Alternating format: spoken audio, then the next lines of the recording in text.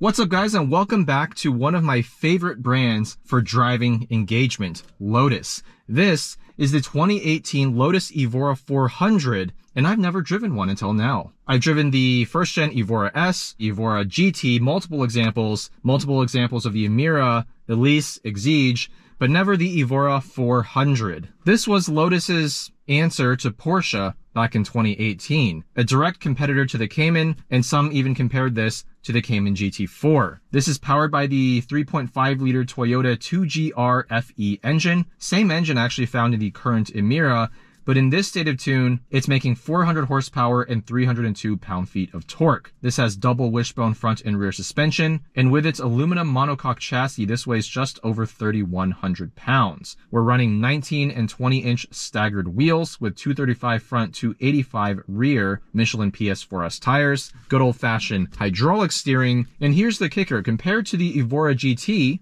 which is still some $80,000 to $90,000 on the market today, the Evora 400 can be had for a bit less. $60,000 to $70,000 should get you a pretty good example. The GT, honestly, was more of an incremental improvement over the already excellent Evora 400, which is also just an incremental improvement over the Evora S. But this sort of middle-of-the-range model, now that we're looking back in time at the entire lineup of Evoras, might just be the sweet spot. Interior impressions, some very nice tan leather. It matches the blue exterior just perfectly. I think this is the perfect spec Evora, one of the best color combinations I've seen. The steering wheel feels excellent. I far prefer the feeling of this wheel to the Emira wheel, mostly because the rim is a bit thinner and the 9 3 spokes, the way you curl your hand around it, it's not as bulky. The very nice aluminum shift knob. Otherwise, the interior is kind of bare bones, actually. We have this aftermarket looking Alpine head unit,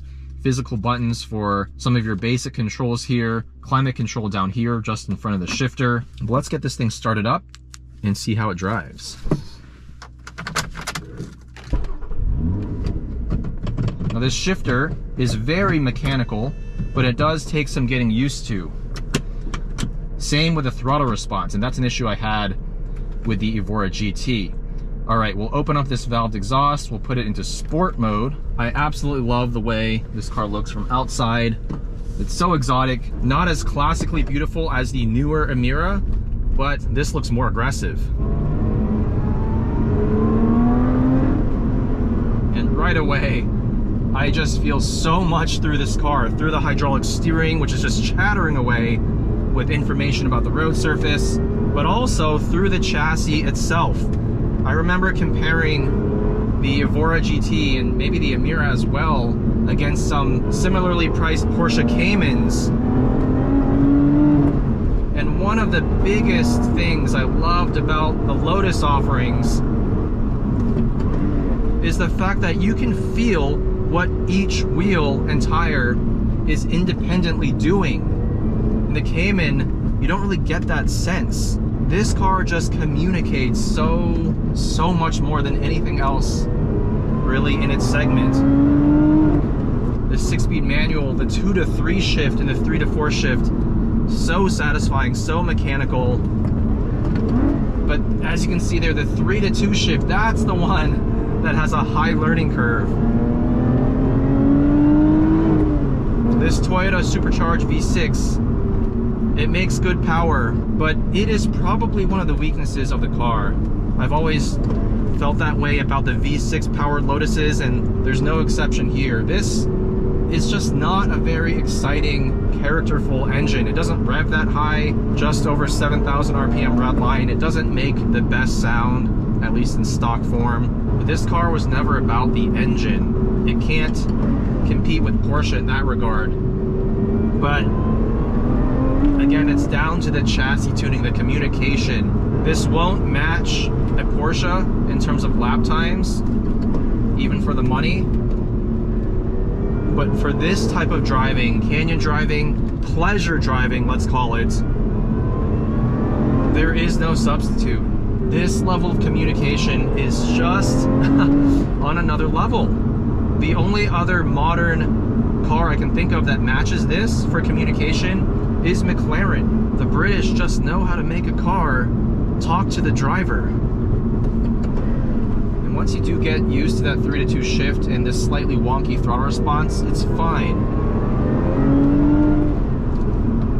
Oh yeah. Now these brakes, also very different from Porsche in that there's plenty of stopping power, but the initial press of that pedal, that first couple of inches, you don't get much bite. You have to get deeper into the pedal to make these AP racing calipers really bite.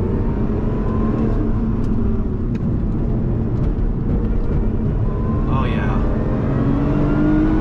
Just phenomenal suspension tuning.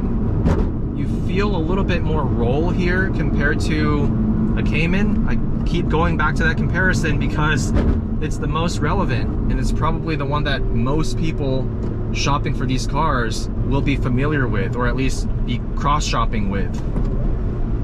This suspension just has this level of sophistication to it, whereas PASM in Porsches, in the softer mode, it feels nice, it feels plush, and then in the stiffer mode, almost a little bit over-damped, and you feel like the whole car is kind of just slightly nervously bouncing over the bumps, whereas in the Evora, you do feel a bit of roll, but somehow they've tuned it to be just incredibly talkative. There's no question which wheel is doing what at any given point.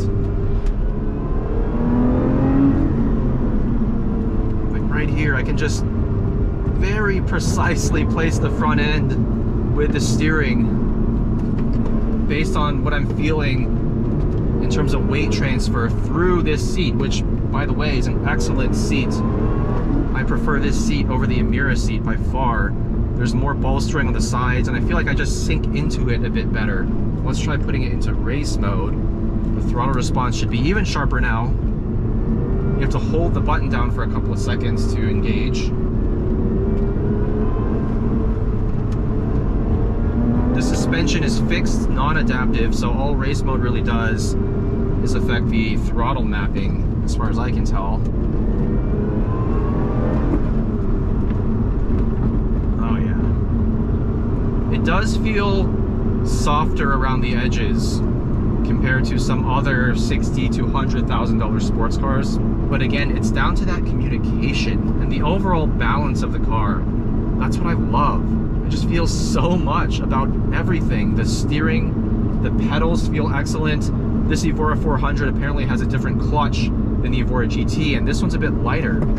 It's actually very light, very direct, nice short throw.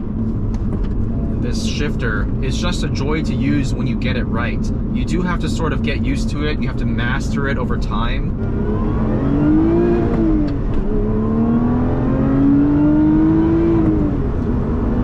The rev limiter kick in before 7,000 RPM there, even though I'm in race mode. I thought this rev to a tad over 7. Not sure what happened there. But the way I describe the Evora in general, maybe even Lotus in general, not specific to this car or the Evora 400, is that it's a car that takes time to master. It's not a car you can just jump into and just feel like you're right at home. There's a learning curve, and that in itself is very, very enjoyable for a lot of drivers. Some people want a challenge. Some people want something that they can grow with and learn over time. And that's exactly what this Evora 400 exhibits. Just an absolute pleasure of a driving experience. I just wish the engine had more character. I wish this had a high revving 8,000 RPM, maybe naturally aspirated engine. Even if it made slightly less power, let's say 350-ish, I would prefer that over this kind of bland 2GR Toyota supercharged V6, to be honest. But outside of that, this car is just about perfect as a driving pleasure tool. All of the driver inputs are so well tuned. And the fact that such a small manufacturer was able to achieve this level of cohesiveness is nothing to scoff at. And it's a shame that modern day Lotus, now in mid-2025, has vowed to never make another purely internal combustion engine powered car. Now it's all about electric SUVs and hypercars. Once the Emira's gone, what are we going to be left with from Lotus? It's such a shame because this brand was never known to cater to the soccer moms. This was always about the hardcore driving enthusiast. So I really hope Lotus executives, Geely executives, I should say, take a step back and revisit what it means to be a Lotus, to have that badge. It's not something to take lightly because this brand has so much heritage. So let me know what you think about the Lotus Evora 400 for your $60,000 to $70,000. Is this one of the most enjoyable driving experiences you can have? A big shout out to Chris, the owner. Thank you guys for watching, and I'll see you in the next one.